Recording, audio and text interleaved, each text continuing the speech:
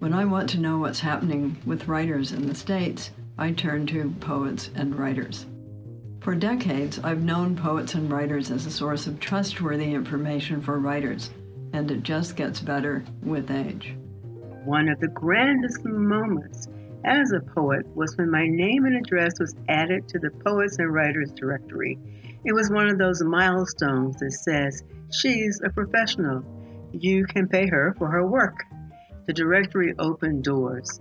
And of course, it was the grand party they gave me when I got the Jackson Poetry Prize in 2017.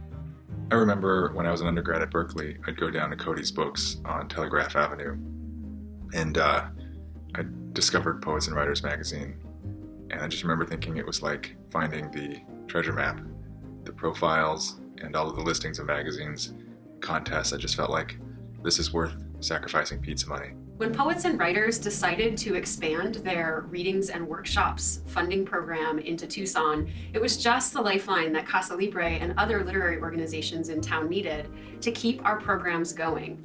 In particular, it helped us to provide funding for LGBTQ+, BIPOC, and female writers in our reading series at Casa Libre. So I will always be grateful to Poets and Writers for the access, community, and funding you provide to organizations like Casa Libre and to writers like me. Thank you. Being profiled in Poets and Writers was a huge honor because it meant that Poets and Writers has been there for my whole journey. From when I was an up-and-coming writer to when I was featured for my first book to now featured for my latest book.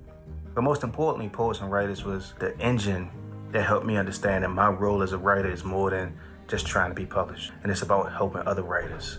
And that is the echo that the institution and the magazine creates in my own head, the need to be present for others.